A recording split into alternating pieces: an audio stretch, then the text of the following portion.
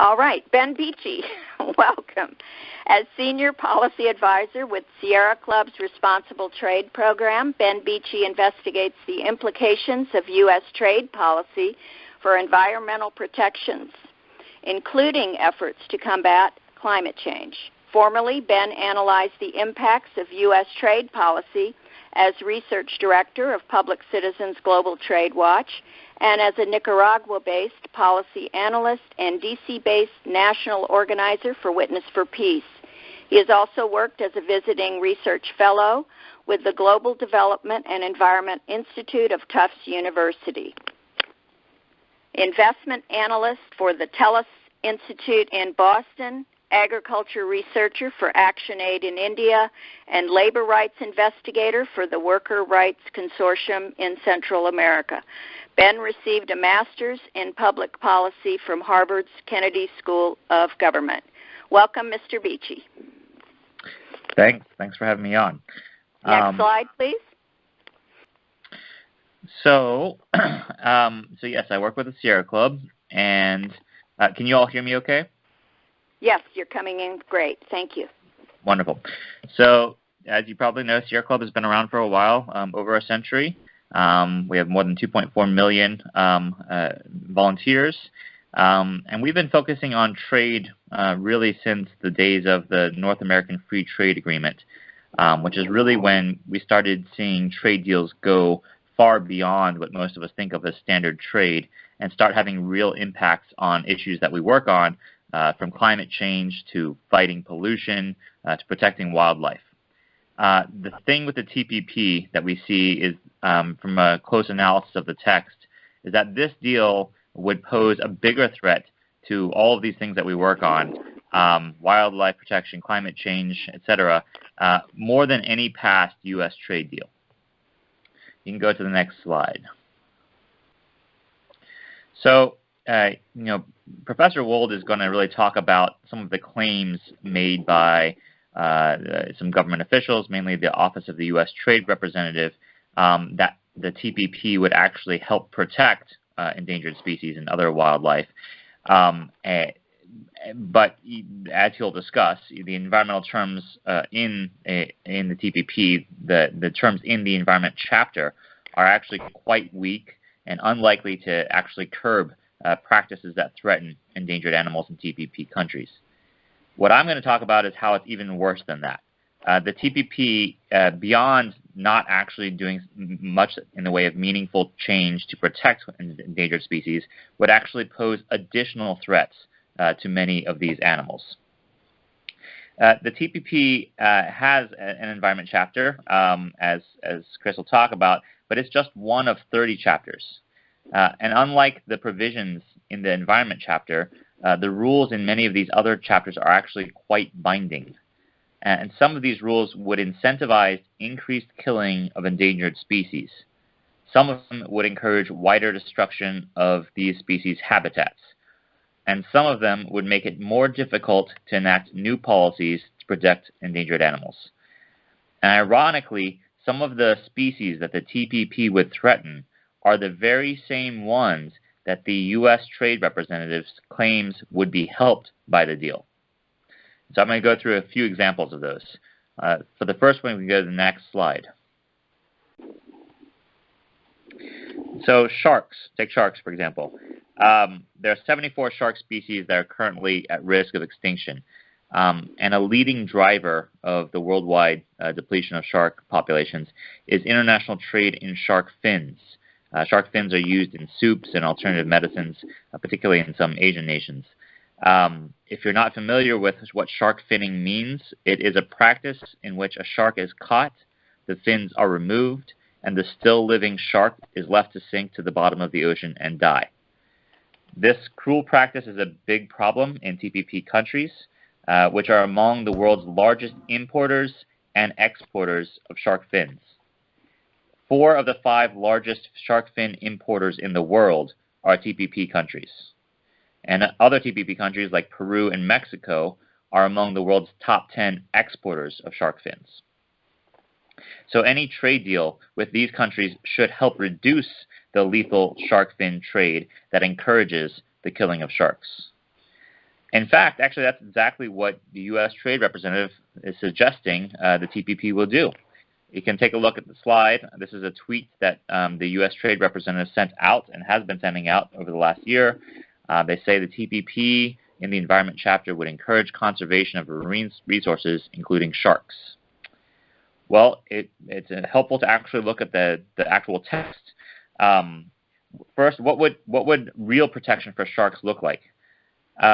During the negotiations over the TPP, the Sierra Club and other leading environmental groups called for the TPP to include legally binding bans or prohibitions on shark finning and shark fin trade. But here's what the final text actually says. If you look at the bottom there, you can see that that's a direct quote from the text and the only mention of sharks. The TPP Environment Chapter says that each government that signs up to the TPP shall promote the long-term conservation of sharks. What's that mean? What's it mean to promote? Well, it's a vague term. It's not really spelled out. If it's not really spelled out, it doesn't mean much because a government could do what it wants and call it promotion. So the next sentence seems to help us out. It seems to get a little more specific as it mentions a prohibition on shark finning as a way to promote the conservation of sharks. But there are big loopholes in that sentence. You don't have to be a lawyer to see them. If you just look at the sentence, it says a TPP country should, not shall, enact prohibitions on shark finning. That's a non-binding word. That country should do something is not actually a legally binding word. And even if it were, they only should do so. They only should prohibit shark finning if they deem it appropriate. So if you're Peru, which is a TPP country that and does a lot of shark finning, and you don't think it's appropriate to ban shark finning, you don't need to. So given this weak wording, the TPP does not actually include a binding requirement for TPP countries to prohibit shark finning or shark fin trade. You can go to the next slide. So while these provisions that are sold by the U.S. Trade Representative as protecting sharks are not binding, there's actually another set of TPP rules outside of the Environment Chapter that would actually harm sharks. And these rules are binding. These are the requirements that would require TPP countries to actually reduce tariffs or taxes on shark fins that they import. So to explain a little bit, without the TPP, Vietnam, which is a TPP member, is the world's fourth largest importer of shark fins. And Vietnam currently imposes a 20% tariff or tax on every shark fin that the country imports. Malaysia, as another example, is the world's ninth largest importer of shark fins. It imposes a 7% tariff or tax on shark fins that it imports. That's without the TPP. These tariffs make imported shark fins more expensive, which means it restricts trade in shark fins and reduces the killing of sharks. But the very first day the TPP would be implemented, by the terms of the TPP, these tariffs would be eliminated for shark fins imported from other TPP countries like Peru or Mexico. Peru is the fifth largest exporter, and Mexico is the seventh largest exporter of shark fins in the world. So by eliminating the tariffs that countries like Vietnam or Malaysia would impose on shark fins imported from countries like Peru or Mexico, it would encourage increased shark hunting in these countries to feed increased demand in Asia. This is clearly the opposite of saving sharks.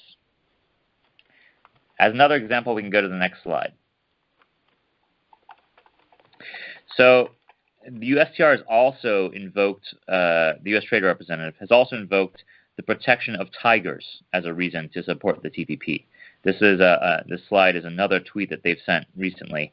They identify, as you can see there, a clear danger that tigers currently face, particularly the highly endangered Malayan tiger, which is in Malaysia, which is a TPP member. And then the tweet from USTR says, you should read how the TPP can help protect wildlife. You'll notice it doesn't give any details on how the TPP would actually provide additional protection for tigers, and that's because such details don't really exist. The deal would not provide meaningful extra protection for tigers. You can go to the next slide. Instead, the TPP would actually pose an additional increased threat to tigers, particularly to the highly endangered Malayan tigers that the U.S. Trade Representative highlighted. The threat to tigers, and also to other species like orangutans, owes to the fact that the TPP would encourage increased production of palm oil. For those who aren't aware, palm oil is made from the fruit of oil palm trees, and it's used in about half of everything you find in a supermarket. Everything from shampoo to lipstick to chocolate. Oil palm plantations, though, are the primary cause of rainforest destruction in Malaysia, which is the world's second largest palm oil producer.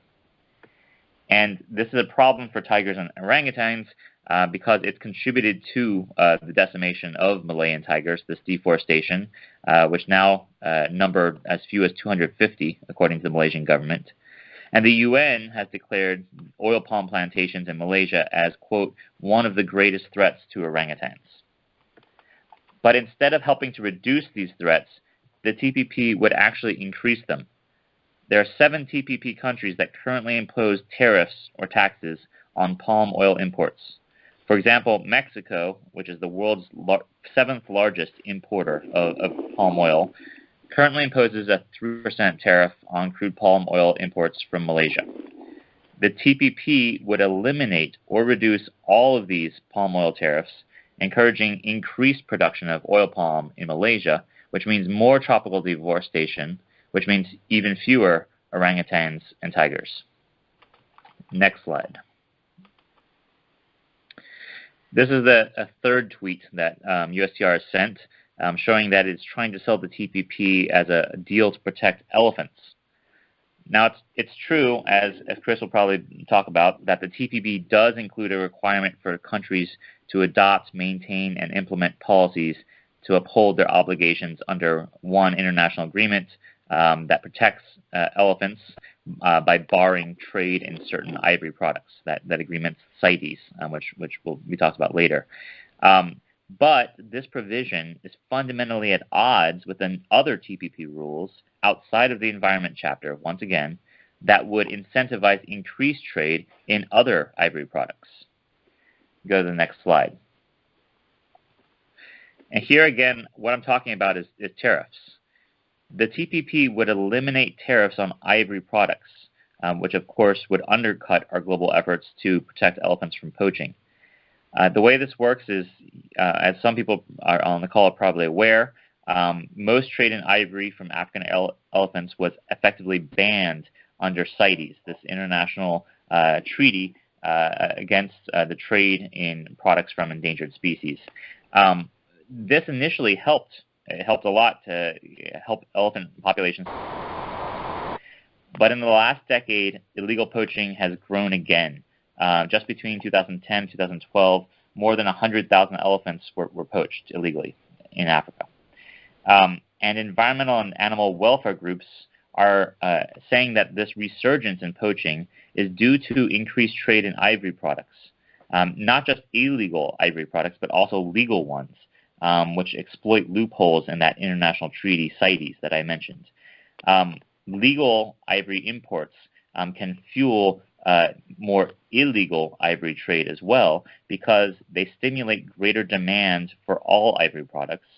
They also, if you have more ivory, such as those pieces you see there, coming in to your country, it makes it more, even if they're legal, it makes it more difficult for government inspectors to tell when the products are legal or not. It also makes it more difficult for consumers to tell whether they're legal or not. And that's why many environmental and animal welfare groups have called for a total prohibition of trade in ivory, which includes halting all imports that are currently considered legal. But the TPP would go in the opposite direction. Under the deal, 7 TPP countries would eliminate tariffs on legal ivory imports, which would likely spur increased ivory trade.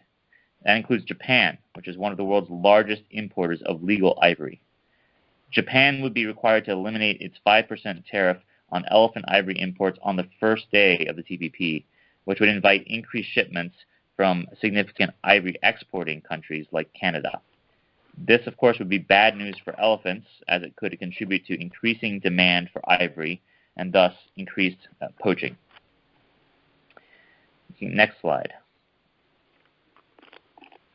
And how much more time do I have? I can drop off for questions when needed. You can just go ahead and finish your slides. You're cool. Fine. All right. So there are two things I want to wrap up. I want to conclude with two more broad-based threats that the TPP would pose to wildlife, beyond the threats to specific endangered animals. And the first is that the TPP would increase greenhouse gas emissions, which would, of course, exacerbate climate change, which clearly contributes to habitat loss for endangered species. 4 quick ways that the TPP would exacerbate climate change. One, the TPP would facilitate more fossil fuel exports. For example, the deal would require the U.S. Department of Energy to automatically approve all exports of liquefied natural gas to all TPP countries, and that includes Japan, which is the world's largest importer of liquefied natural gas. This would facilitate an increase in the world's dependence on this fossil fuel, which has really high greenhouse gas emissions. It would also encourage construction of new fossil fuel infrastructure, both in the U.S. and in importing countries like Japan, which would lock in production of fossil fuels for years to come. A second way that the TPP would contribute to climate change is by shifting manufacturing from countries like the United States to countries with more carbon-intensive production. The TPP, it's well known, would force U.S. manufacturers to compete directly with companies in low-wage countries like Malaysia and Vietnam. And that would spur a predictable offshoring of U.S. manufacturing to those countries, as we've seen under past U.S. trade deals. What this would mean is not only a loss of U.S. jobs, but also increased greenhouse gas emissions, because production in Malaysia is twice as carbon intensive as U.S. production, and in Vietnam, it's more than 4 times as carbon intensive as production here. This brings us to a third reason, which is that this shift in manufacturing from the U.S. to countries on the other side of the Pacific Ocean would also, of course, increase our shipping-related emissions. And the fourth and final way I'll mention that the TPP would increase climate change is what I mentioned before about the incentives it would provide for greater deforestation in Malaysia by incentivizing increased production of oil palm. This not only would threaten tigers and orangutans, as I mentioned, it would also contribute to the climate crisis that threatens wildlife around the globe. That's because each hectare of the forest that is destroyed in Malaysia for oil palm, studies have shown can release up to 723 metric tons of carbon. Next slide. The last kind of overall threat that the TPP poses to wildlife that I want to mention is another one that threatens it broadly. The TPP would make it more difficult for governments to enact new wildlife protections. And I'm referring here to what something that many of you are probably familiar with, the TPP's investment chapter, which would give multinational corporations expansive new rights and allow them to use those rights to challenge policies, including wildlife protections, in unaccountable trade tribunals. These challenges could be brought before tribunals of 3 private lawyers who are outside of any domestic legal system and who could order governments to pay the corporations for the profits they hypothetically would have earned if the environmental protections being challenged had not been enacted. Corporations are increasingly using this private tribunal system in existing deals to demand payment for environmental protections and to try to deter policymakers from enacting such protections in the first place. Some of the corporations that have used this private tribunal system already include ExxonMobil, Shell, BP, and Chevron. And the policies that such firms have targeted include a fracking moratorium in Canada, a court order to pay for oil pollution in Ecuador, and environmental standards for a coal-fired power plant in Germany. Actually, half of the new cases that were launched in 2014 targeted policies that affect oil or gas extraction, power generation, or mining. And on the note of mining, I just want to mention one case that's very relevant to wildlife protection. A U.S. mining corporation just recently launched a $16.5 billion case in one of these private tribunals against Colombia under the U.S.-Colombia Free Trade Agreement for creating a national park on Amazon rainforest land where this corporation had a concession to mine for gold. So that corporation, its name is Tvp Mining and Energy, it claims that Colombia's decision to create a national park on Amazon rainforest land and to prohibit mining inside that park, quote-unquote, expropriated the company's investment in violation of the trade deal. Now that corporation is demanding that either Colombia reverse course and allow the company to mine for gold in the Amazonian National Park, or that the country pay $16.5 billion, which is about 22% of Colombia's national budget. The deal with the TPP is that it would allow thousands of additional corporations to follow suit and sue over wildlife protections and other policies in these private unaccountable tribunals. The deal would roughly double the number of corporations that could use this system to challenge U.S. policies. Meanwhile, more than 19,000 U.S.-owned firms would gain the same ability to challenge environmental policies in other TPP countries. No prior U.S. trade deal has exposed environmental protections to such an increase in liability before private tribunals. Next and last slide. So in sum, the fight to protect wildlife, to protect our air and water, to protect our climate already faces enough obstacles without these additional roadblocks imposed by the TPP. We cannot afford for outdated trade rules to trump these environmental imperatives. We need clearly to replace these deals with a new environmentally friendly trade model. And the path towards that new model starts with the defeat of the TPP. Thanks a lot for your time. Thank you, Ben. And if you would please stick with us, and after Chris gives his presentation, we'll have a Q&A with the two of you. Thank you. That was excellent. Appreciate it. So now I would like to introduce our guest speaker, Chris Wold. Professor Chris Wold has taught international environmental law, trade, and the environment and other courses since 1994 at Lewis and Clark Law School. It is home of the country's top-ranked environmental law program. He also directs the International Environmental Law Project, a legal clinic that provides students with practical experience in international environmental law, particularly with respect to climate change, international biodiversity, conservation, and issues concerning trade and the environment. Chris provides legal and technical advice to small island developing states in climate change negotiations and to numerous NGOs on issues around the WTO, regional free trade agreements, the Convention on International Trade in Endangered Species of Wild Fauna and Flora, and the Convention of Biological Diversity and Migratory Species. Chris Wold is the author of law school textbooks on environmental law, policy, and the relationship between trade and the environment. Welcome, Chris Wold. Thank you so much for having me and for allowing me to speak on the TPP. So as Ben was saying, at the adoption of the TPP and even today, the Office of the United States Trade Representative, the USTR, has championed and continues to champion the TPP as the most robust, or as having the most robust enforceable environmental commitments of any trade agreement in history. The USTR also says that the Environment Chapter is an historic opportunity to advance conservation and environmental protection across the Asia-Pacific region, and claims that the TPP establishes pioneering new commitments, including those relating to fisheries and wildlife trafficking. As Ben suggested, and as many other environmental groups have discussed, these provisions, they've claimed that these provisions are toothless, largely unenforceable, and weak. And so I did an independent assessment because we have these two very different views of what the TPP Environment Chapter is about and what it's able to do.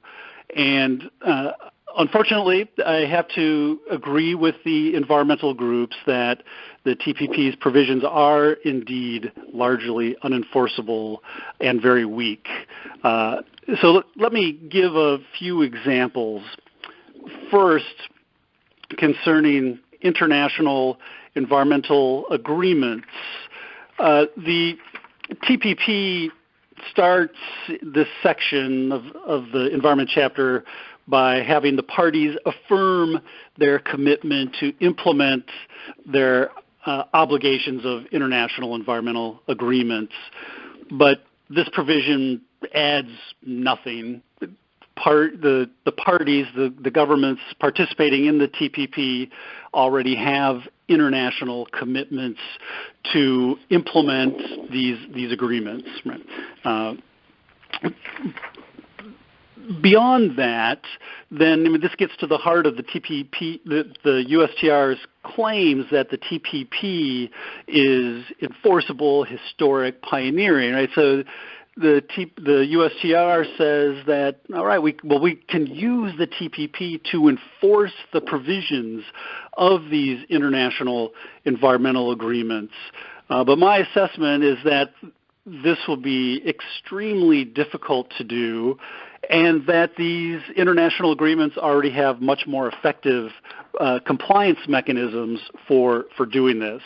So if we look at the TPP's standards for bringing dispute settlement actions against a party for failing to enforce, let's use the agreement that Ben was mentioning, CITES, the Convention on International Trade in Endangered Species, the challenging government must demonstrate that this failure to adopt, maintain, or implement laws concerning CITES affect trade or investment between the parties. Right, so this is a huge obstacle to any kind of claim that you show some causal relationship between this failure to adopt specific regulations and an effect on trade or investment between the parties. In fact, in WTO dispute settlement, the dispute settlement panels long ago, decades ago, said we don't want that kind of information and we don't require it because we don't think that it can be done, right? So the TPP is adding a requirement that in other trade circles these types of provisions have been completely eliminated. Now, if we look at what CITES requires, in CITES, you can just bring a claim that a party has failed to implement its legislation, or it has inadequate legislation. It might have legislation, it just is inadequate, right? No requirement to show it's causing problems for wildlife or habitat or affecting trade and investment. All you have to do is show that there is inadequate legislation. And this mechanism has been used many, many times against governments participating in CITES that have inadequate legislation. The TPP includes similar provisions concerning other important international agreements like the Montreal Protocol on substances that deplete the ozone layer. Again, the Montreal Protocol's compliance mechanism doesn't require any demonstration that the failure to maintain legislation is causing an effect on trade or investment, but the TPP does. Right? So for the USTR to claim that these provisions are somehow historic and pioneering, really, it's not accurate. It's just not accurate. What next? There are one of the things that we have seen in the past, in past trade agreements, including the U.S.-Peru Free Trade Agreement, the U.S.-Colombia Free Trade Agreement, and others, is a carve-out for provisions to implement international agreements. So if you are implementing CITES or the Montreal Protocol, and those provisions are affecting trade, or maybe they're discriminatory, you can rely on this exception in the free trade agreement to say you're acting consistently not only with your international environmental obligation, but more importantly with your free trade obligations. The TPP does not include a provision like that, right? So much weaker in all respects with respect to international environmental agreements than previous free trade agreements. Right, so, the TPP definitely taking several steps backward in that regard. Concerning fisheries, right? So here again, the USTR has made claims that the TPP has pioneering commitments to combat illegal fishing, and Ben's presentation touched on this issue with respect to sharks. Again, the USTR is saying, but we go a little farther in other respects, and in particular, it claims, the USTR, that the TPP prohibits fisheries subsidies to any fishing vessel listed by the flag state or by these regional fisheries management organizations for engaging in IUU fishing. Regional fisheries management organizations blanket the globe these days for managing international fisheries. So it looks, right, that like the TPP might be including some interesting provision here to prohibit these kinds of fisheries subsidies to fishing vessels that are engaging in illegal, unregulated, or unreported fishing. However, these regional fisheries management organizations are already doing things that are much stricter than simply eliminating fisheries subsidies. They, for example, already prohibit landing of fish by vessels that are engaging in IUU fishing. All right, so these fishing vessels have to find some other way to market their illegally caught fish. In addition, and again, Ben's presentation got to this a little bit, the measures concerning fisheries and measures to cooperate with respect to IUU fishing use words like endeavor. The parties to the TPP should endeavor to improve cooperation to address IUU fishing, right? But endeavor, again, is not one of those words that is legally enforceable. And again, we look to the regional fisheries management organizations, and you may have heard of some of these like ICAT, the International Commission for the Conservation of Atlantic Tuna. These bodies are already doing much, much more to stop IUU fishing, including these landing bans, but also putting observers on the boats, requiring catch documents and other reporting requirements. And if you don't comply with each and every one of these obligations, then you are unable as an IUU fisherman to market your fish, even land your fish.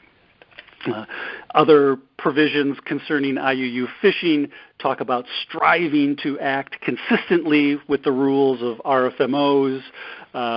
Again, striving, not one of those words that is legally binding. Concerning conservation and trade in wildlife, these are the provisions that many environmental groups had really hoped would be meaningful. And in fact, prior to the publication of the TPP, many were using language like the USTR was using, calling these provisions pioneering and historic.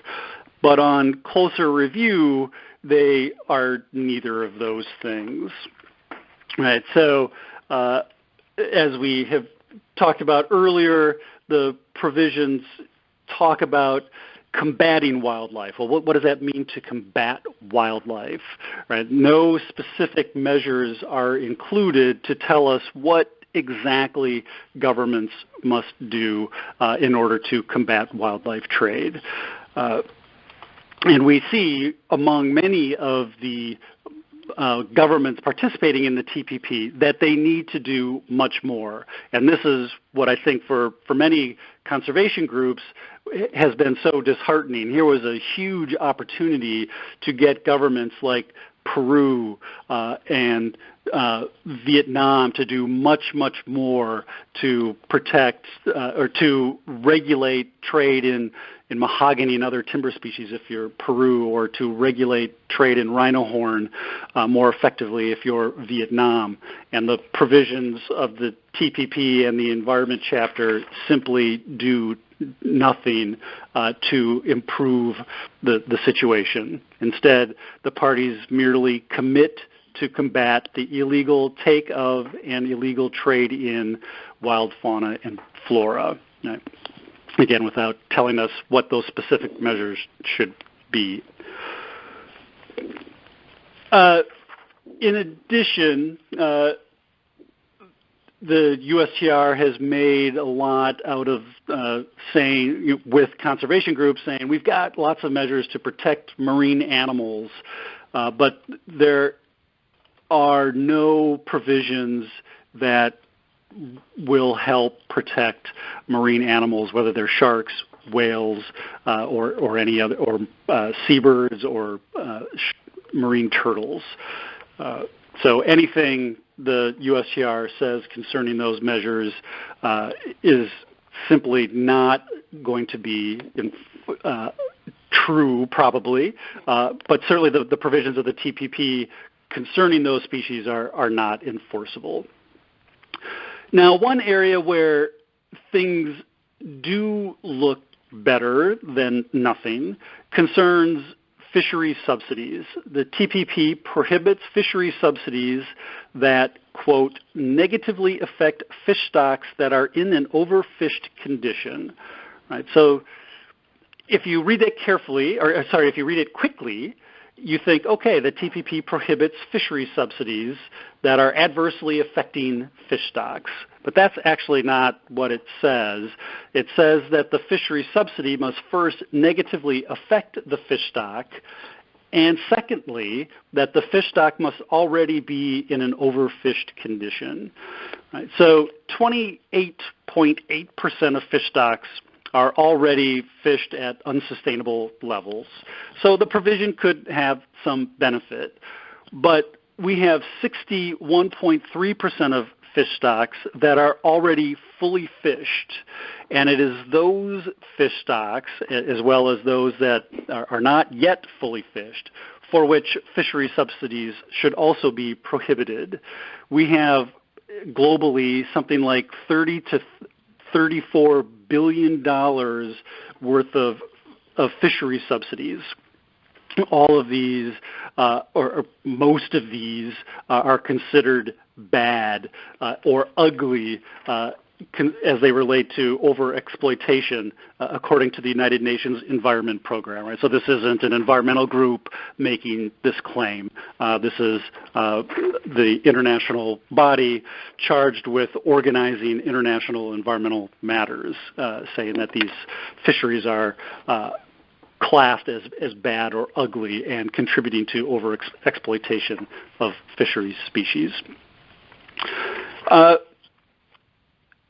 So lastly, I want to talk about the citizen submission process, because here is where, if we look back to the NAFTA, we could say that NAFTA did something historic. It included in a separate environmental agreement a process for citizens to make allegations that one of the three NAFTA governments is failing to effectively enforce its environmental law.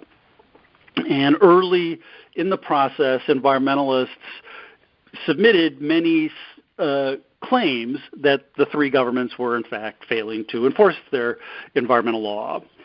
We have found in the United States for certain that this process has no benefit at all. Groups in Mexico and Canada have said that there have been some minor improvements to implementation and enforcement of law in some respects, but only in isolated cases. But the success of the NAFTA enforcement provision is an independent body headquartered in Canada, so unassociated with the three governments, that reviews these submissions and then asks one of the three governments to respond to the allegations. And this independent secretariat, it's called, moves the process along. In the TPP, we have no such independent body. Instead, the allegation of failing to enforce environmental law or some other failure to implement the Environment Chapter goes to the party, the government who is alleged to be violating the provisions of the TPP. Right. So this is not, from a lawyer's perspective, not an ideal way to address allegations of noncompliance. Or you don't go in a kind of quasi-litigation forum to the government alleged to be in noncompliance, because of course the government will say we are doing everything we need to do, right? And then what, right? Well, not much then happens in the TPP.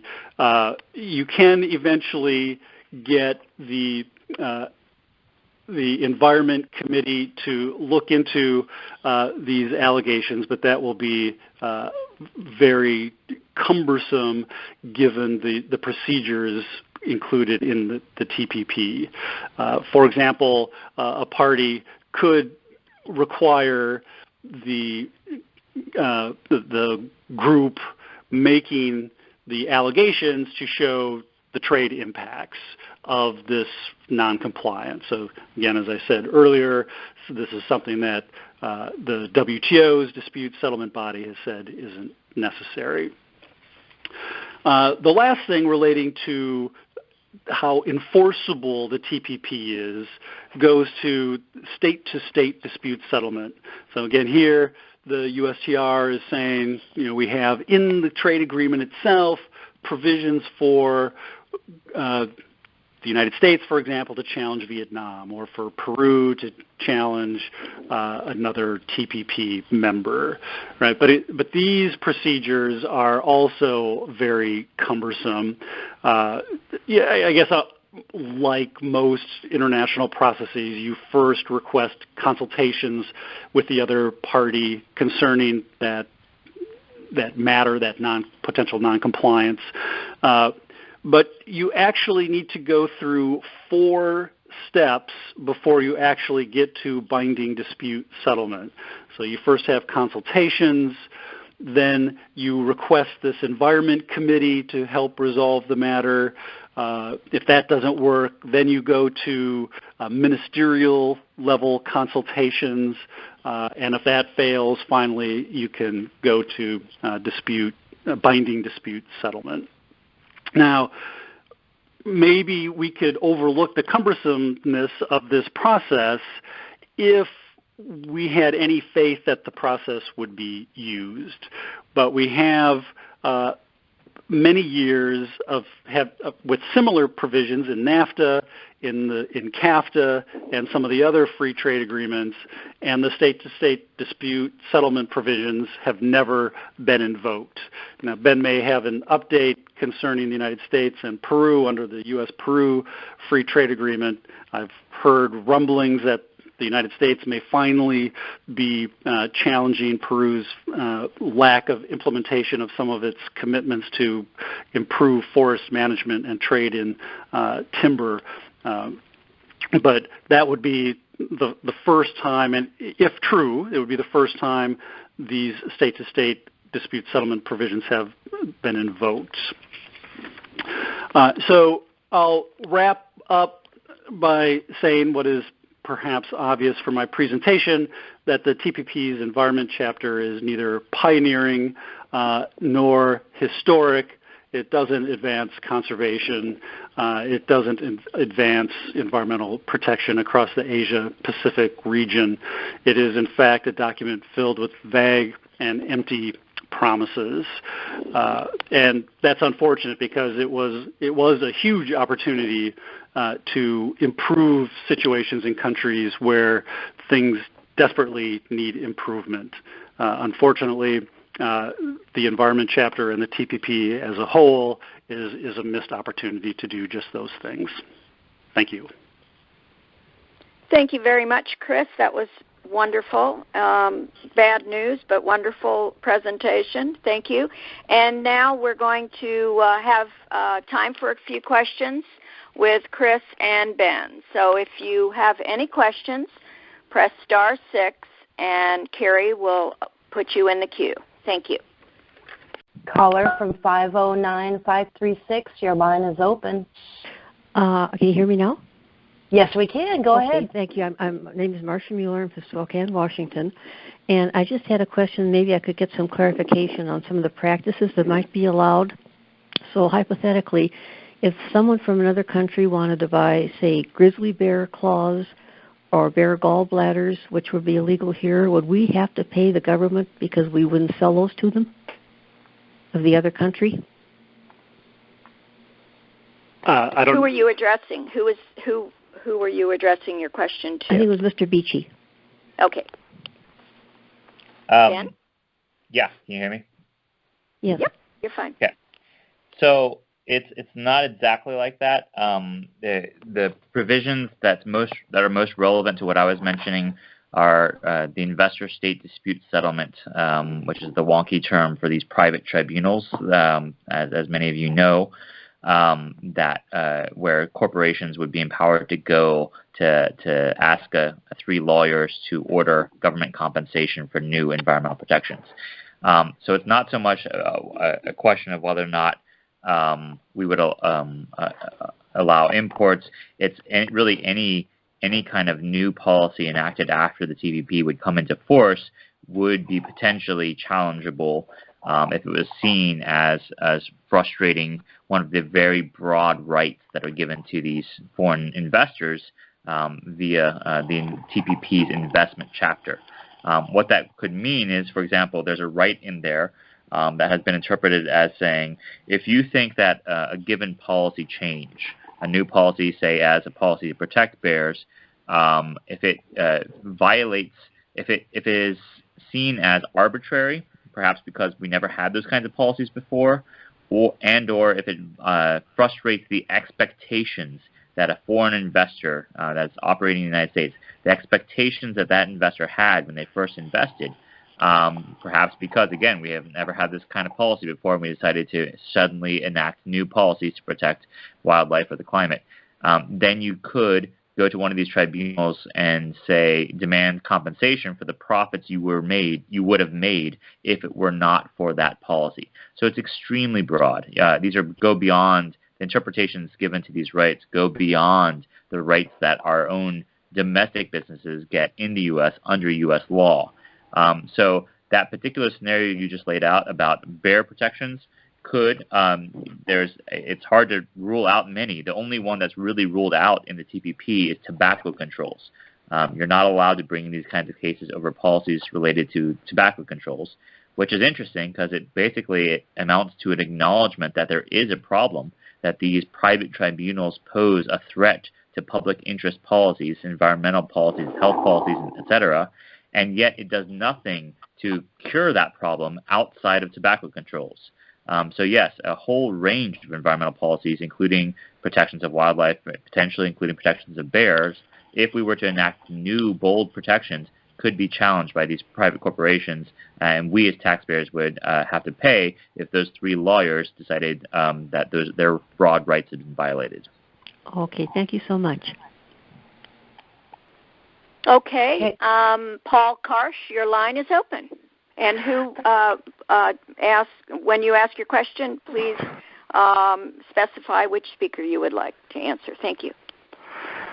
Hi. I was wondering about the 105-day thing. What was supposed to be released 105 days after the signing of it hasn't been released yet.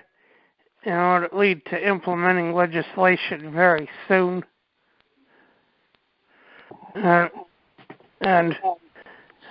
I would like a person who's just on the call to answer. Chris, would you like Chris or Ben? Well, Ben might be better placed to talk about this one.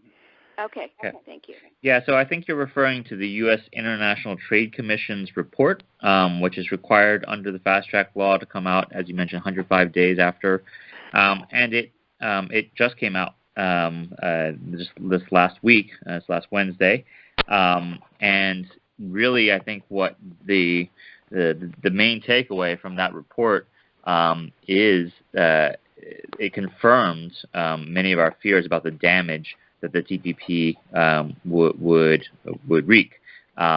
It's mainly an economic report, and it's mainly looking at what would be the impact of the TPP on the size of the U.S. economy, on jobs, on imports and exports. But it has some environmental ramifications. On the impact on the economy, if you set aside the fact that the U.S. International Trade Commission, in the history of doing these kinds of reports, has significantly has projected a number of so-called benefits of trade deals that have historically failed to materialize. And if you set that aside, and you set aside also the fact that they used a number of assumptions, some of which were not very realistic in trying to come up with this report, if you accept those assumptions, you set aside the history of inaccurate projections, you still end up with their conclusion, which is that the TPP would produce an impact to the U.S. economy that is a number so tiny that it amounts to a rounding error. It was a 0.15% bump in GDP in 2032. For perspective, back in 2012, the release of the iPhone 5 had twice that impact on the U.S. economy. So it's a minuscule blip that we would ostensibly be getting, even if you accept their assumptions, in exchange for a deal that would not only offshore more manufacturing jobs, but increase greenhouse gas emissions and pose increased threats to wildlife. So it really just confirmed that this is a raw deal. One last thing I'll say about the report is that it did also suggest that there are a number of manufacturing sectors where U.S. production would go down, in part because imports from countries like Vietnam and Malaysia would go up, which again gets to what I was mentioning, that if we're going to see a shift in U.S. manufacturing to countries like Vietnam and Malaysia, that's going to equate to an increase in greenhouse gas emissions. And the U.S. ITC report released last week essentially confirmed that. Thank you very much. Hi, this is Susan Du Bois in Albany, New York. Can you hear me? We can. Yep. Go ahead. Okay. Japan, for decades now, has been involved in controversies about killing of whales. And I didn't know, I haven't heard much actually about how the TPP might affect whales. Do either of the speakers have any thoughts on that? Well, this is Chris. The TPP Environment chapter has nothing that asks Japan to do anything with respect to its whaling operations.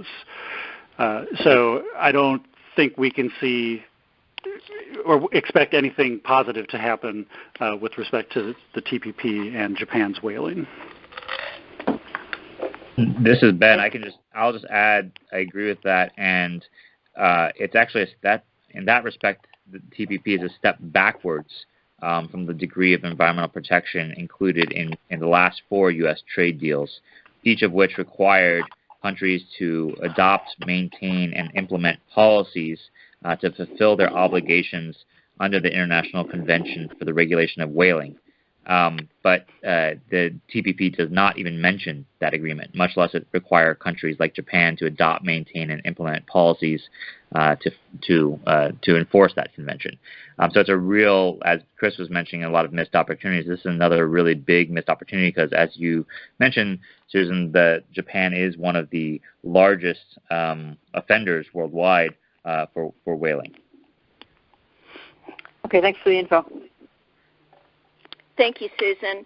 And everybody, we are going to have to, this is going to have to be our last question because we're running a little behind. So there is somebody on the Skype line. So your line is open. It's me, Stephen Costis of Chelsea in New York City.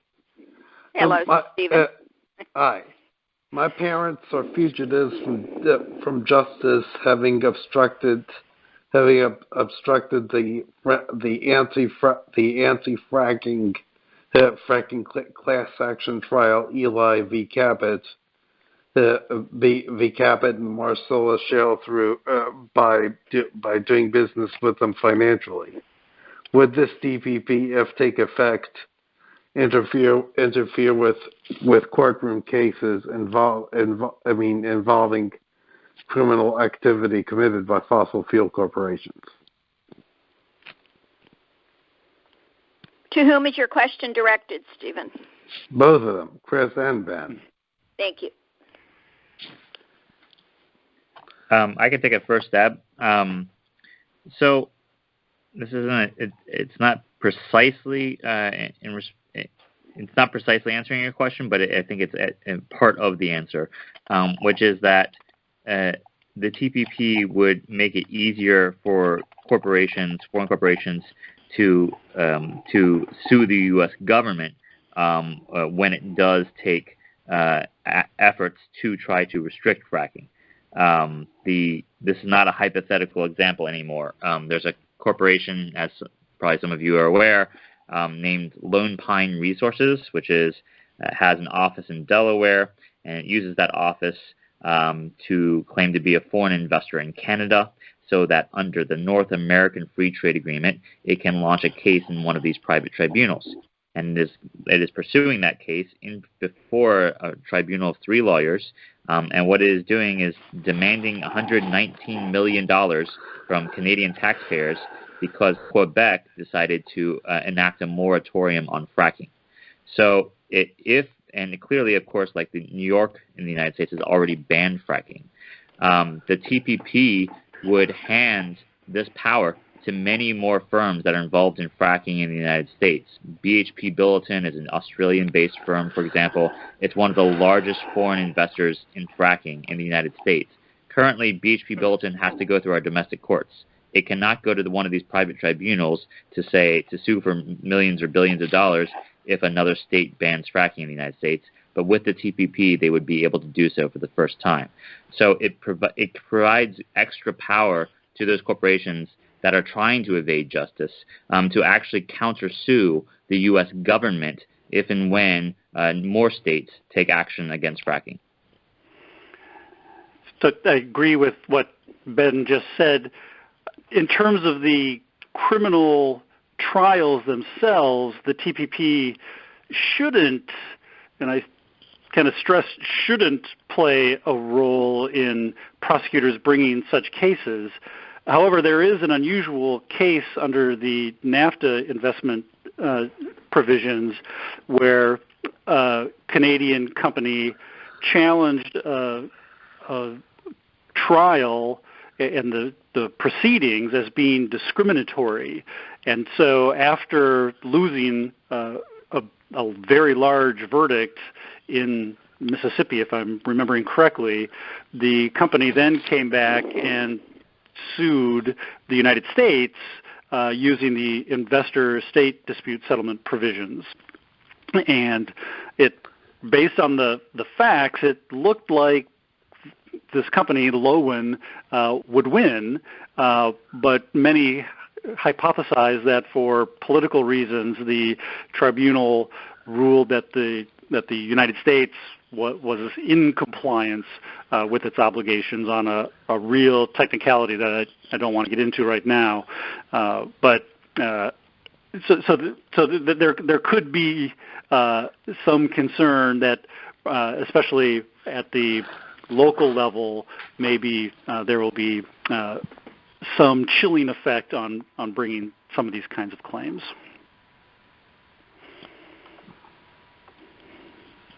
Okay, thank you so much. Let's see. We did have one other question from Adam, who is unable to get into the meeting room tonight.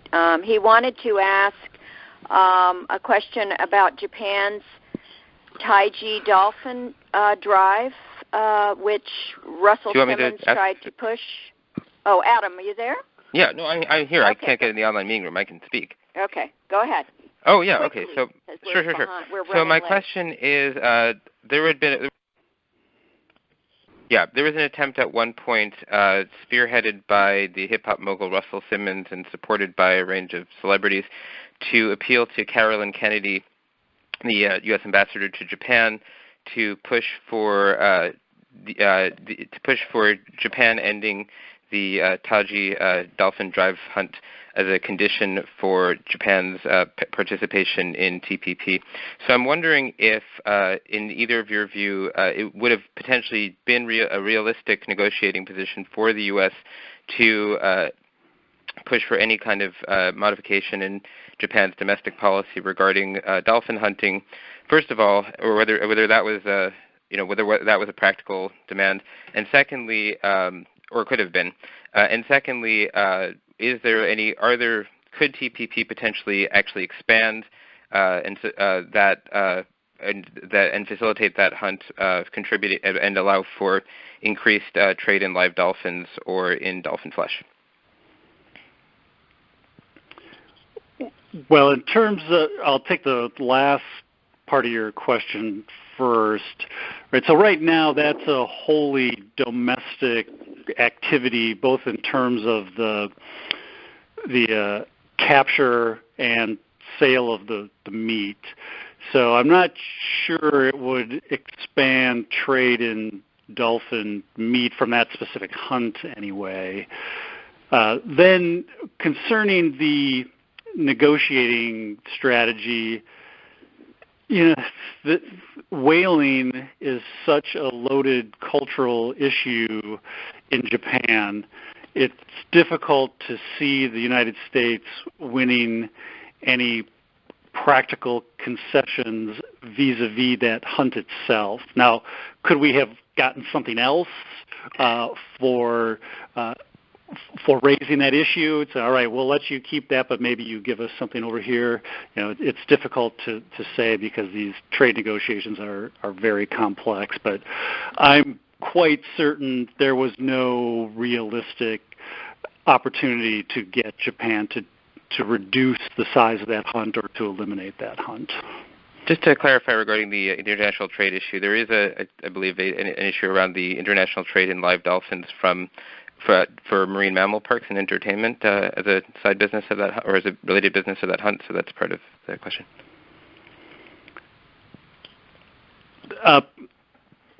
Well, maybe that's right. I'm not personally aware of that,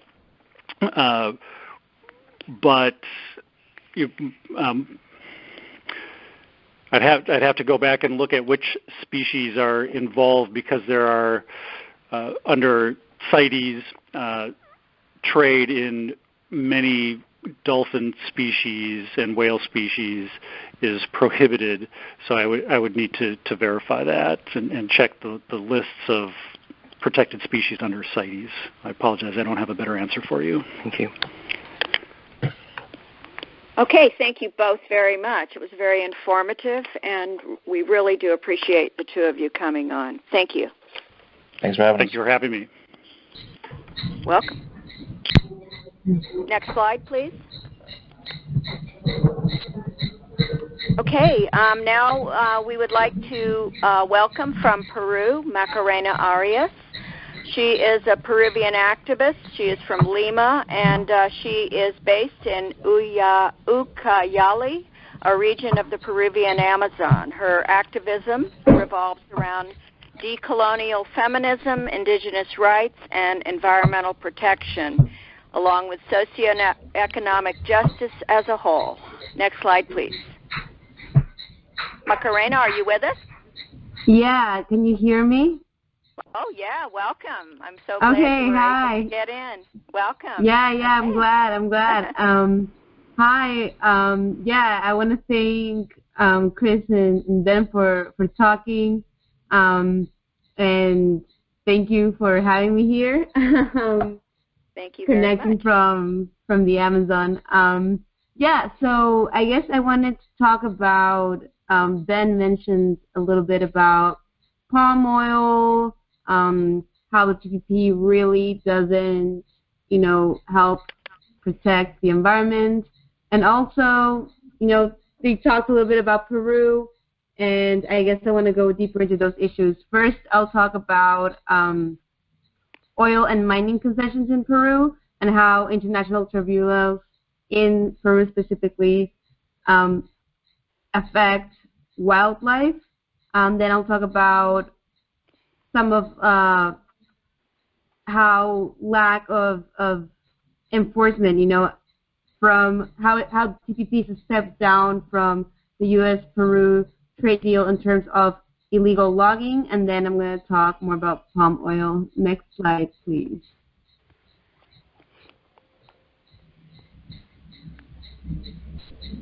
Oh yeah, can you go to the next slide, please? Yeah, thank you. So let's talk about TPP Chapter 9. The TPP puts biodiversity at serious risk, and this happens, as both speakers have mentioned before, because of how international tribunals or ISDS systems actually put corporations' profits above environmental protection.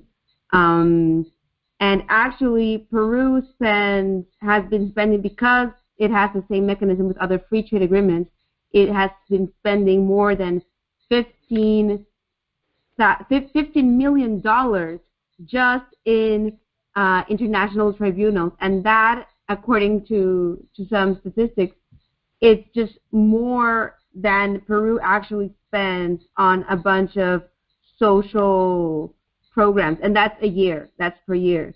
So around 1, 2, 3, 4, 5, 6, 7.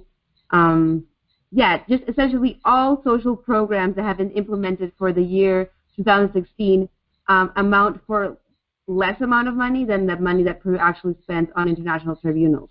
Next slide, please. So, and I'm going to tell you some examples of why international tribunals are so dangerous for wildlife conservation and indigenous peoples in Peru. This is a map of Loreto, which is in the northeastern part of the Amazon region in Peru. And all these blue and yellow squares are oil concessions. And Peru has a huge amount of oil and mining concessions.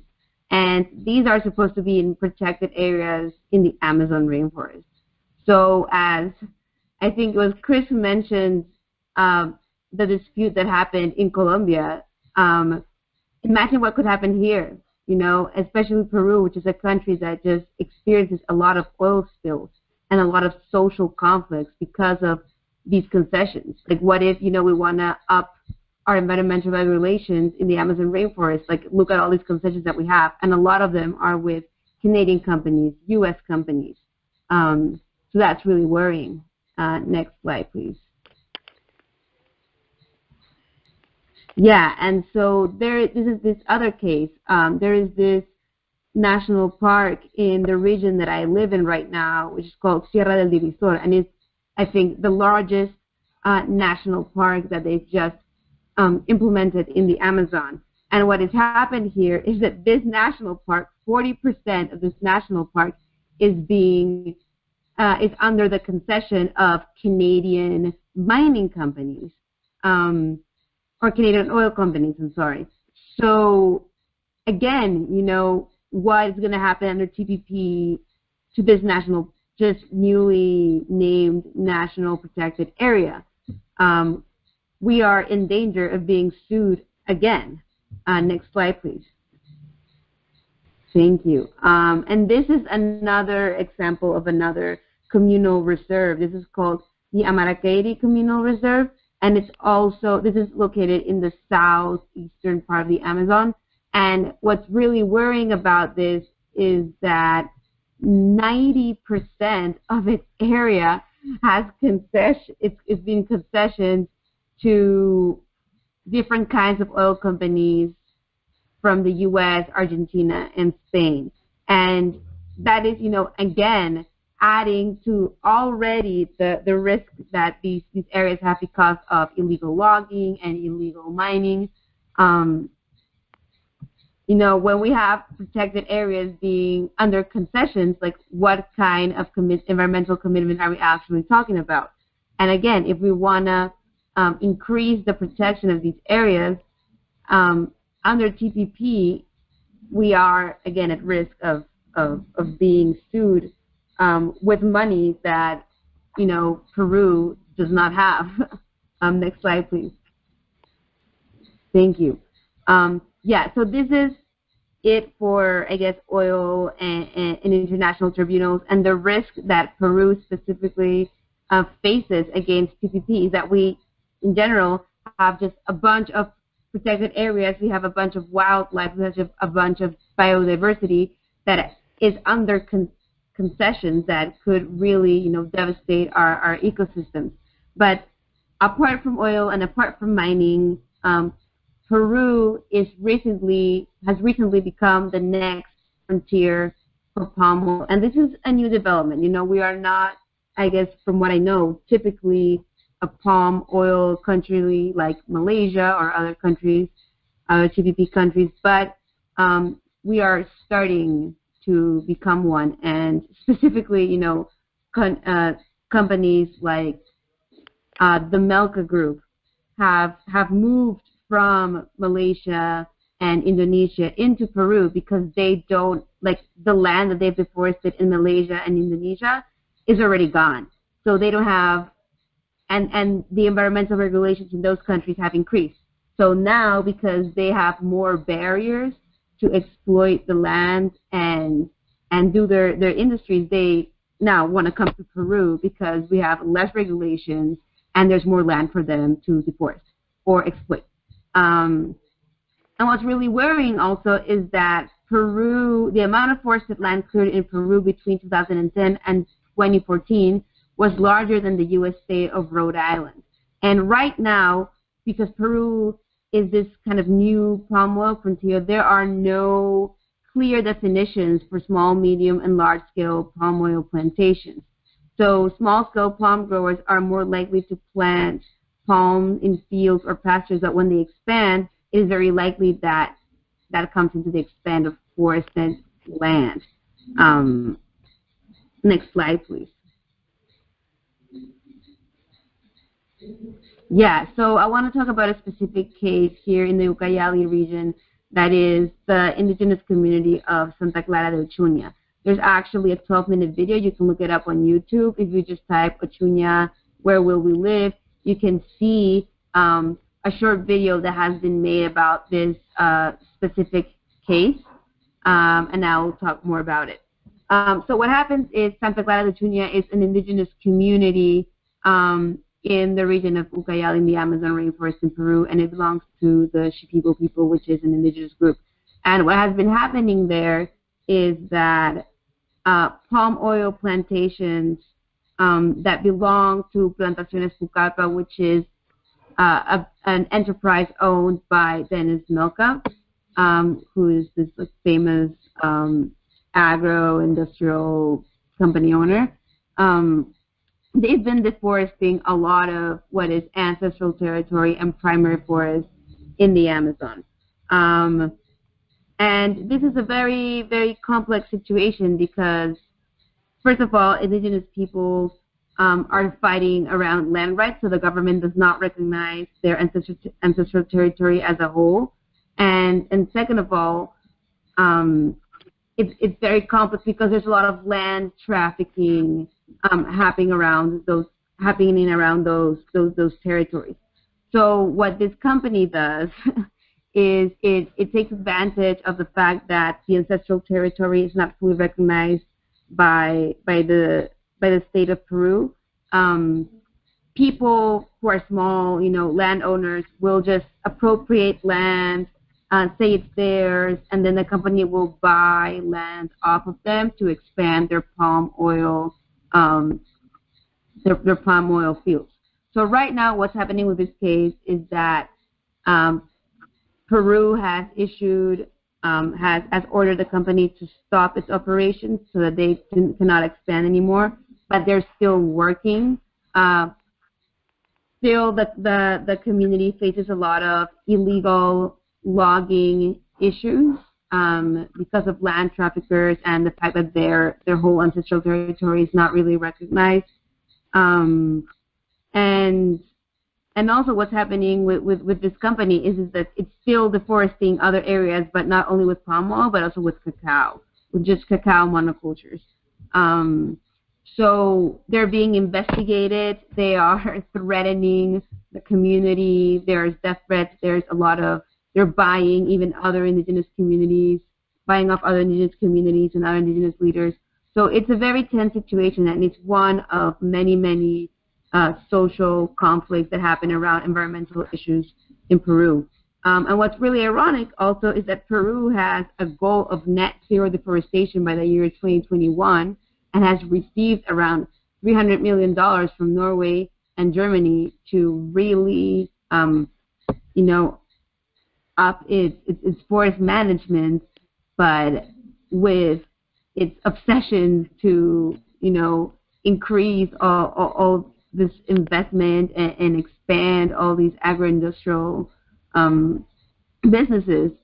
It's really, and with TPP, on top of this, really making, as they also mentioned, making palm oil exports and imports even more accessible and just more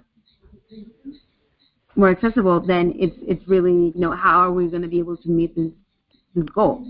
So it kind of contradicts itself. So next slide, please.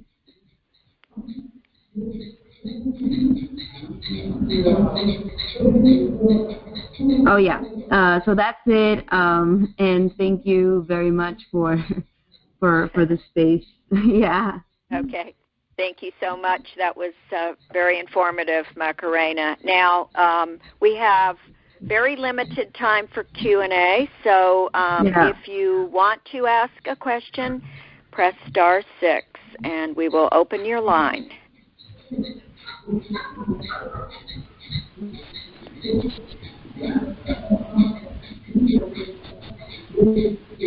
Looks like you gave a really good presentation, Macarena. Looks like we don't have any questions for you, but please stick with us and enjoy the rest of the call.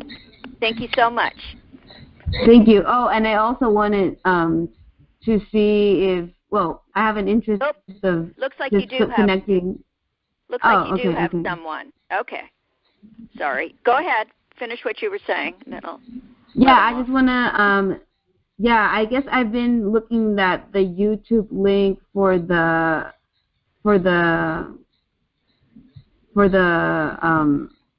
short video is out, but if you look on Facebook, Uchunya, Where Will We Live, you can also find that link. Just look it up on Facebook. We've just started a campaign about this, so you can watch the whole film there on Facebook.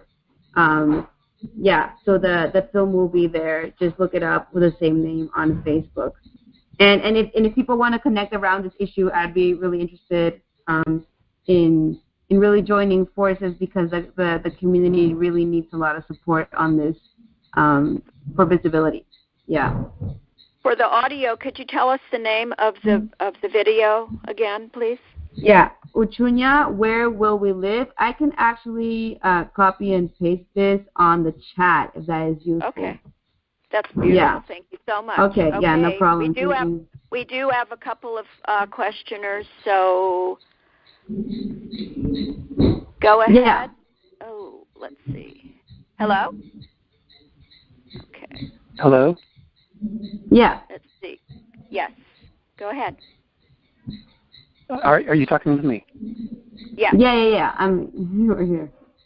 I'm wanting to have this turn into a vote where more than 40 people can share in this wonderful amount of information, where statements are shared by paper, hand to hand, and by hyperlinks for people who can go on the internet. And we conduct a poll. Everybody who opposes TPP should name themselves and come forward. And aside from politics, let's declare the TPP dead by a national vote. That's all I want to say. Great idea. Thank you. Next caller, your line is open, 255-4350.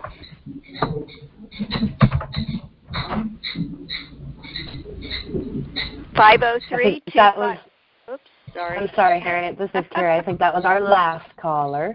So caller at 347-881, your line is open. Okay. Hello. This is Wendy Scher from Brooklyn, New York. And so I was just kind of curious because I have read about how Peru seems to be is becoming sort of like a shining example for conservation of the Amazon and how the situation is improving. But I guess that's how these national parks have been created. But how does that work? These oil and like these extractive rights, do they come after or before the national parks? And is there a kind of precedent for how they deal with those conflicts of interest?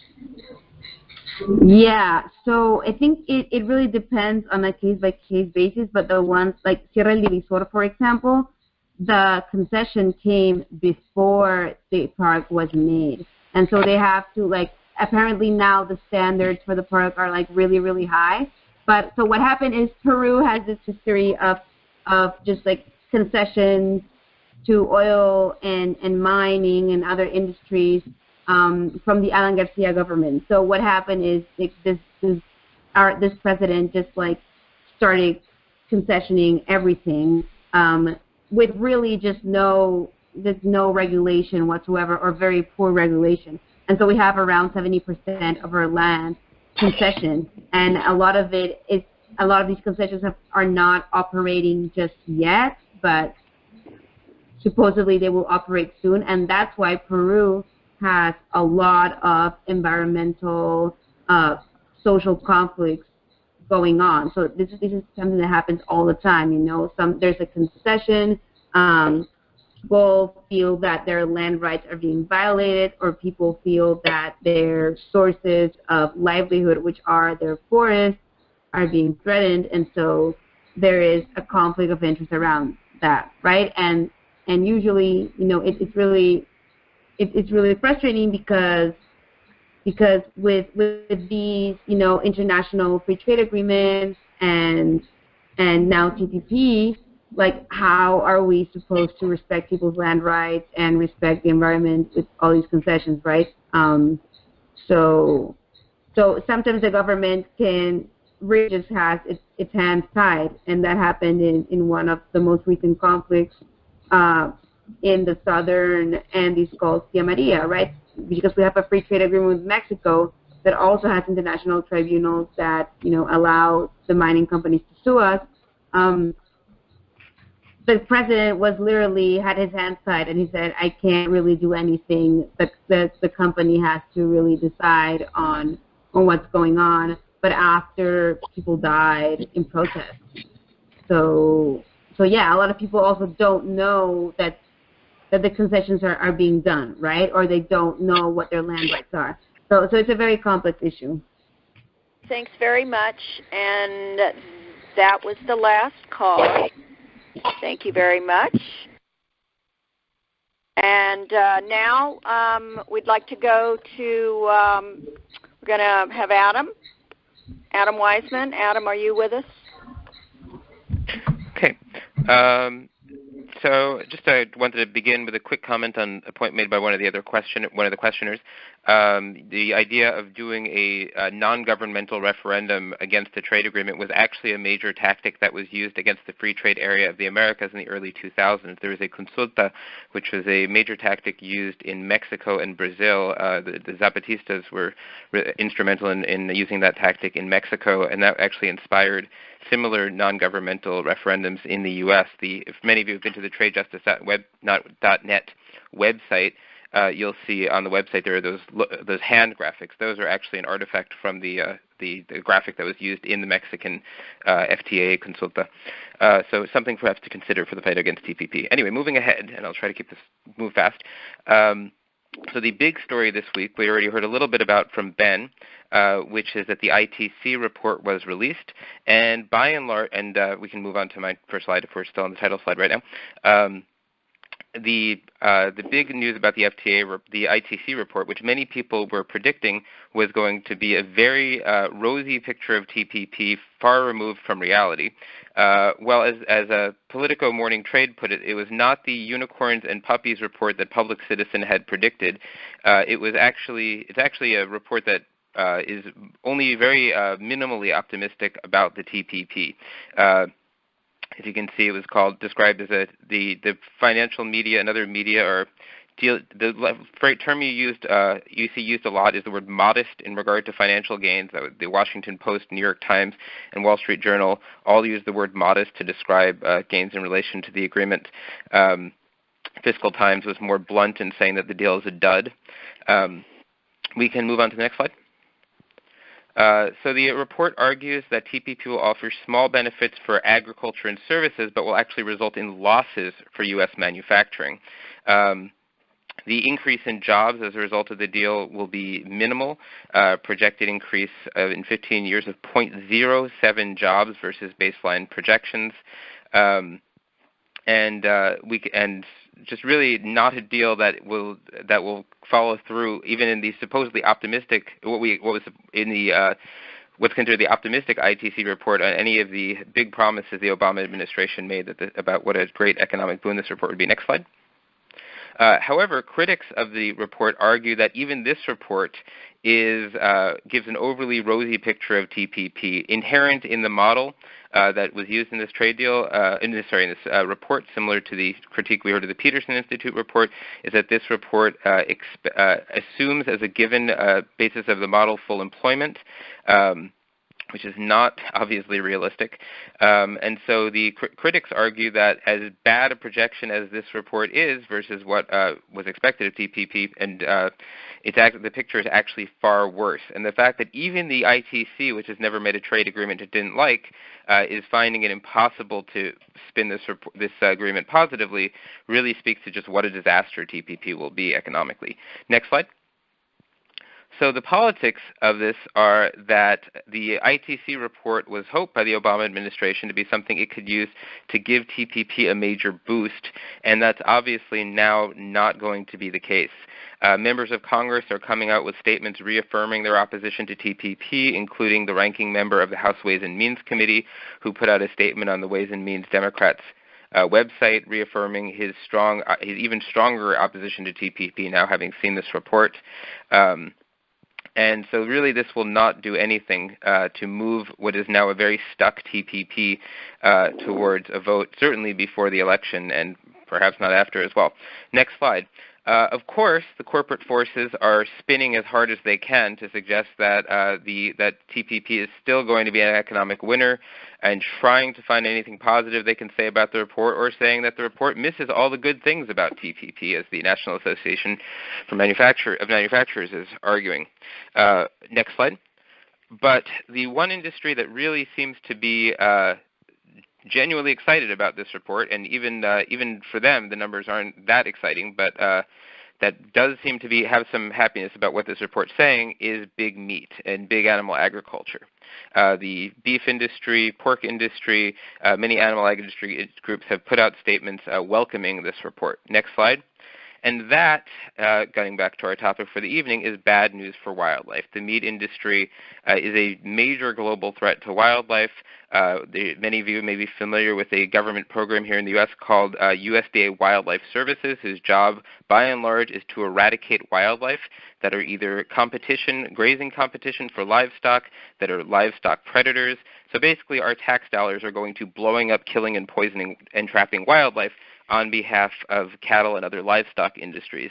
The meat industry is also, of course, a major driver of climate change, which, as Ben mentioned, is a serious threat to wildlife. And one of the industries side industries that's very excited about these trade deals consistently is the feed industry, which is of course pushing towards a global shift towards intensive animal agriculture.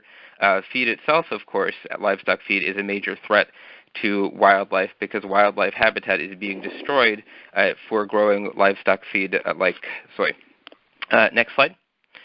So to learn more about the ITC report, our friends at Citizens Trade Campaign are going to be holding a conference call on Wednesday, March 25th with Lori Wallach of Public Citizens Global Trade Watch at 3 o'clock Eastern. Then we of the Trade Justice Alliance will be holding a call on the 19th with Jeremy Capaldo of the Global Development and Environment Institute, who is the author of their very critical report on the TPP, who's going to be debunking the ITC report and explaining why even this not very positive report on TPP still does not give us the full picture on just how devastating this agreement will be. Next slide. So, what can we do to take action on this report? First thing is our friends at Public Citizen have an action alert. We short-linked it through the Trade Justice site. And by the way, I realize that all these slides and all this text is going very fast for everyone. All of this material, including all the links, is on our website. If you go to tradejustice.net/news, the report for today, all this material is there. You can read it, you can download it, you can share it, and follow all these links to read all these stories. Also, there's a congressional recess both at the end of May and running into June, and at the end of June running into July. These are great times to meet with our elected officials. If it's too late to schedule a visit with your electeds during the May recess, you can schedule a drop-in visit. Or just do a drop-in visit and then try to meet with them during the June recess, or if you can get a meeting in May, that's great too. Show them some of these analyses and to let them know why the ITC report is no excuse for TPP and in fact makes the case as to why we should not move ahead with this rotten trade deal. Next slide. So in other news, lots of other trade happenings this week. We heard last week, in an issue very relevant to tonight's call, about how there are two competing panels being convened at the World Trade Organization, one by the U.S. claiming that it has satisfied its duties to Mexico regarding non-discrimination and dolphin tuna, saying that by expanding the fisheries that it applies dolphin tuna to protection, the Dolphin Safe Tuna Program to, it is no longer discriminating against Mexico, while Mexico is demanding compensation. Well, this week the U.S.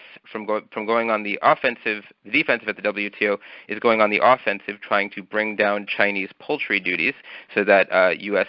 industrial agribusiness can export more poultry to China.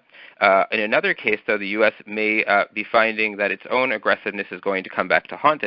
The U.S. brought a case against India's domestic solar program, which provided support to local manufacturing to try to build its solar industry. Well, India has found similar provisions in California and may be about to bring a case against the U.S. and our own government's support for local solar industry development. So once again, free trade is working against sustainable energy. In Britain, the Cameron government has faced a major embarrassment when it was forced to accept an amendment to the Queen's speech, sort of the equivalent of the State of the Union read by the Queen, prepared by the cabinet in power, accepting that it would. The amendment was framed originally to say that there was a regret that the government hadn't pushed legislation to protect the British national health system from TTIP.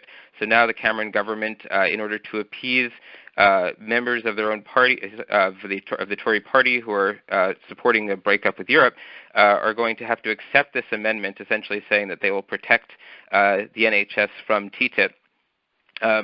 A documentary, moving on to the next story, about Peru's Bagua massacre won awards in Madrid. This is the subject. This massacre will be the subject of our next call. It was a direct consequence of the U.S.-Peru Free Trade Agreement. The U.S.-Colombia Free Trade Agreement marked its 4th year, and labor is both U.S. and Colombian labor is saying that this agreement has utterly failed to stop the ongoing violations of labor rights and targeting and assassination of labor organizers in Colombia. The U.S. is going to be using the APEC meeting to try to push for more concessions regarding medicines. Senator Hatch, of course, has expressed his dislike of his lack of enthusiasm for TPP because of its failure to expand the patent terms on biologic medicines. So the U.S. is now working outside of the formal TPP negotiation to try to get more concessions in order to make TPP a more palatable deal to corporate interests and ultimately their government representatives in the U.S. Moving on to the next slide. So what are some of the concrete steps we can take to defend wildlife from the TPP? We can meet with our elected officials. As I mentioned, there are recesses in May and June, from May 27th to June 6th and June 25th to July 4th. We can bring some of the information that we've heard tonight to these elected officials, particularly those who are strong supporters of conservation and of animal protection. And to figure out who those people are, you can check the scorecards from the League of Conservation Voters and the Humane Society Legislative Fund. Next slide. There are days of action that would be ideal opportunities to bring forth this issue on social media, by writing op-eds, by holding protests at the offices of our elected officials, highlighting the threat to wildlife from this deal. The Discovery Channel Shark Week is always a great time to talk about sharks. There's also International Day for Shark Awareness July 14th. International Shark Day, September 14th, International Orangutan Day, August 19th, World Elephant Day, August 22nd. So these are all opportunities that we can plan around in coming up with ideas about how we can highlight TPP's threat to wildlife. Next slide. Another strategy that we can use is to cut TPP's last leg of non-corporate support. The Obama administration has revived a strategy that was used by the Bush administration in the fight for, in their case, the Central America Free Trade Agreement. When environmentalists across the board had rejected CAFTA, the Bush administration realized that the last place they could go to claim any environmental legitimacy to this agreement was to a humane organization that received a large grant through the U.S. Agency for International Development on behalf of the U.S. Trade Representative for capacity building programs relating to that agreement. That became a big scandal, reported in the Washington Post. Senator Sherrod Brown called for a Government Accountability Office investigation.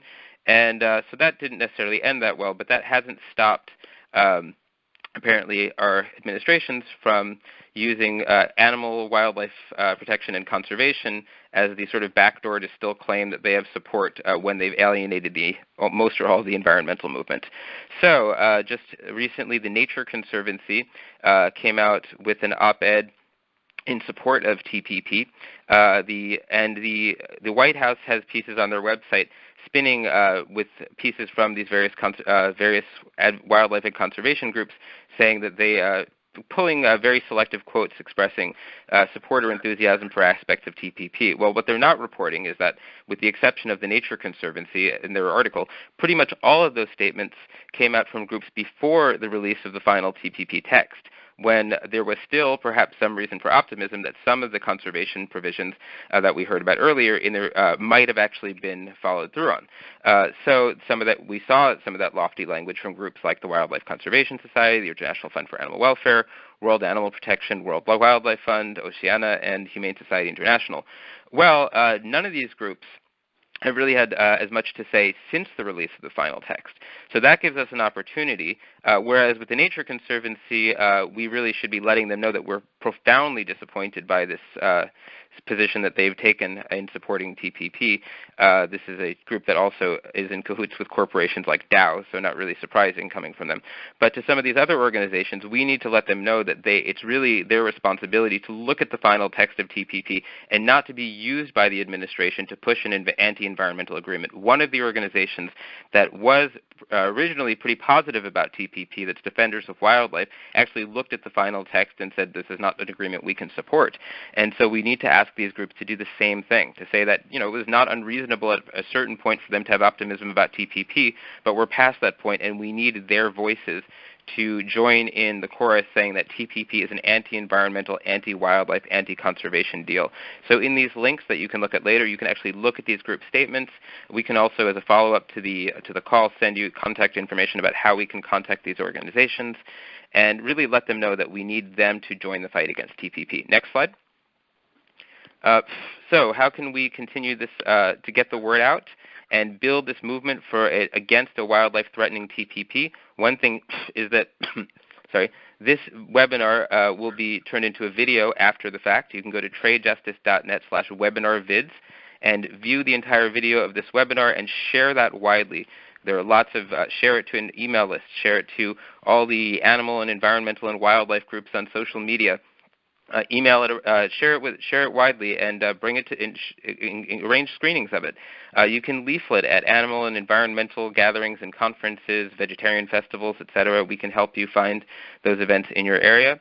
You can find and reach out to animal and conservation organizations and ask them to take a position on TPP and to speak out. One way that we can do that, a tool that we've used in the past, we, in this case being the organization I work with, Global Justice for Animals and the Environment, is through sign-on letters. When in 2005 that One Humane organization came out in support of CAFTA, we pulled together a letter of 105 animal protection organizations, including some of the major organizations, expressing their opposition to that deal. So one thing we can work on together is coming up with a new letter to bring together conservation and animal advocacy groups to express opposition to this rotten deal. And so some of the people we can reach out to are the member groups of the Endangered Species Coalition, some of the groups listed in the World Animal Net directory, and really try to build a big base of groups speaking out against this deal that then we can also follow up with to take further action. Next slide. So for people who are interested in some of the ideas that I've outlined here as ways that we can take action to protect wildlife from the TPP, I'd like to really talk to some of you about how we can collaborate. This is really an under-addressed area in many ways of grassroots organizing around TPP. There's much more to do. You can contact me at adam@tradejustice.net or call me at 718-218-4523 if you'd like to get involved in fighting this aspect of the TPP. Wildlife are counting on us. Next slide. So the picture here that is of a rhino who has personal security guards. This really just speaks to just how deadly the ivory trade is. Wildlife are under attack worldwide, and wildlife will not survive without active defenders. And so and with TPP being such a major threat to wildlife, it's critical that we take up the cause of defending wildlife from this rotten trade deal, and defend wildlife by defeating the TPP. Thanks. Great. Thanks very much, Adam. Very informative. And I know it's a topic that is very dear to all of our hearts, so thank you. Now we're going to hear from Margaret Flowers. Next slide, please. Thank you. Margaret, is your mic open? Yep. Yeah, can you hear me? Okay, beautiful. I'll go ahead and introduce you. All right. Dr. Margaret Flowers is co-director of Popular Resistance and the Flush the TPP campaign. Welcome, Margaret. Thank you for having me. I won't go on too long because I know the call has gotten long already.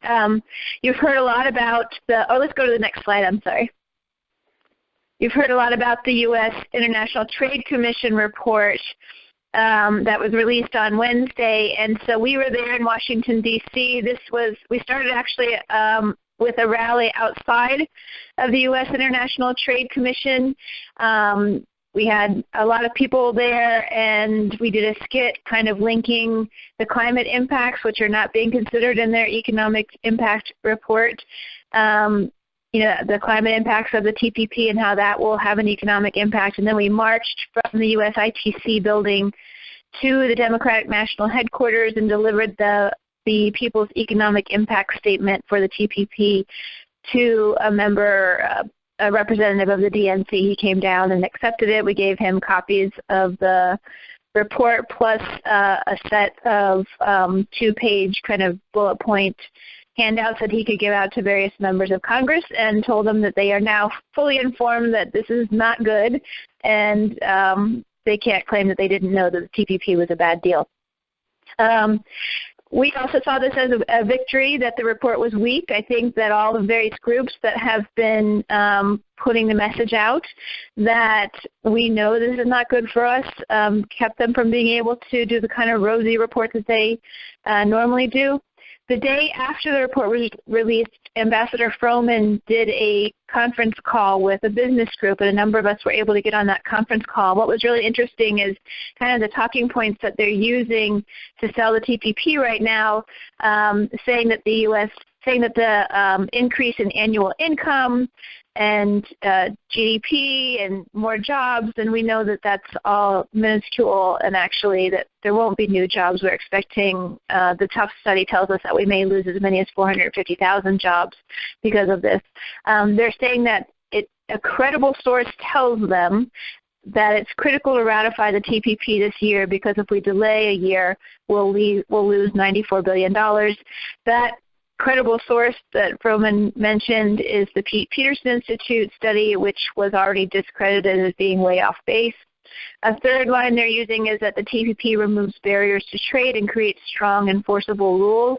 We all know that the current barriers to trade with TPP countries are minimal. The tariffs are very small, and that removing non-tariff barriers actually means removing regulations and protections to people and the planet. So there are no strong enforceable rules to protect workers or communities or the planet in the TPP.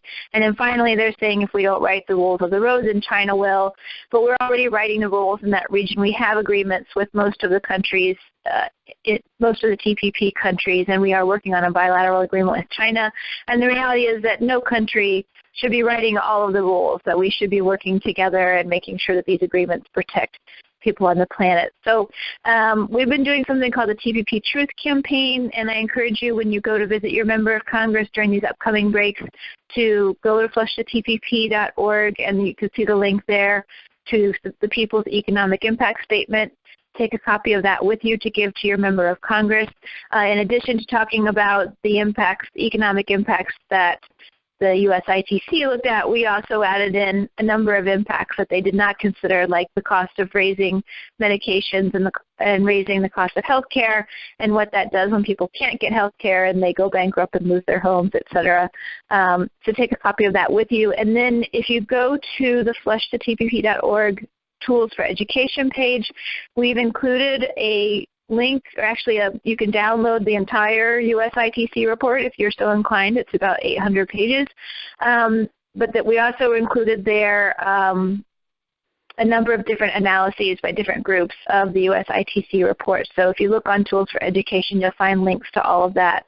If you want to use those, when you go to see a member of Congress, if there's a particular issue that they're concerned about, you can see an analysis from a group and go with some of those talking points. And if you're on Twitter, we're using the hashtag StopTPPLies. The day after the report was, or the afternoon after the report was released, and then the next day, we did a lot of tweeting and responding to tweets from pro-trade groups and using the hashtag StopTPPLies. Okay, next slide, please. Just want to let everybody know that we're doing a Stop the TPP contingent in the upcoming March for Clean Energy Revolution, July 24th in Philadelphia. If you go to Flush the TPP Facebook page, you can check out the event link there. So if you're able to come to Philadelphia, we really encourage you. We'd love to have a strong showing at that march. And then the next slide, please. Finally, I just want to close with, we are organizing the No Lame Duck Uprising. You go to flushthetpp.org/NoLameDuck. We are starting to organize now to build towards November so that if they do decide to go forward with a lame duck, we will be in a good position to protest that and do our best to try to stop them from sneaking the TPP through. We set a goal of 1,000 people signing up for this by the end of May, and that happened so quickly that we changed it to 1,500, and we have almost 1,400 people right now, so we're on track to have 1,500 people by the end of May. We're going to be asking everybody who signs up to try to bring one more person in a month. If we do that, we can actually have tens of thousands of people who have signed up to do action for No Lame Duck. We will be releasing soon with our friends from Fight for the Future a call and email tool that people can use to call Congress and tell them that sneaking TPP through in the lame duck is not okay with us. If they do say that they're going to go forward with a lame duck, we will be mobilizing action in November 14th when Congress comes back after the election.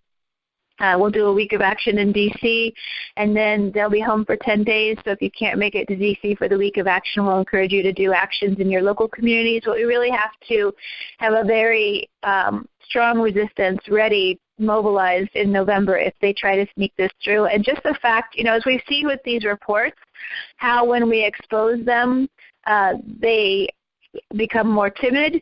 Similarly, if we can say that we have tens of thousands of people signed up to take action, that will also be a deterrent. So please go to flushthetpp.org/NoLameDuck. Sign up for the No Lame Duck Uprising and spread the word about this. And if you're part of an organization, your organization can endorse. We have over 100 endorsing organizations so far, but we're going to keep building this through the summer and into the fall. So I'll stop. Oh, and finally, yes, those are ducks in the photo, someone asked.